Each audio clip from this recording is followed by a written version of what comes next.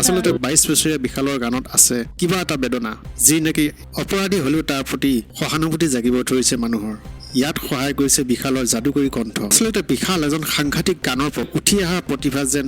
সুমি নামৰ বিচা পখিলাজনীয়ে থান বান কৰি দিলে সি ষ্টেজ প্ৰগ্ৰেম কৰিছিল কিন্তু চলনা কৰি চতুৰ সুমিয়ে তাক গানৰ পৰা আৰু তাৰ সংগীতৰ ওপৰত নিলগত কৰিলে আজি তাৰ গান শুনি সকলোৱে কৈছে বিশালে সকলো দিলে কিন্তু সুমিয়ে মাথো লবহে জানিলে সঁচাই সুমি তুমি বৰ নিষ্ঠুৰ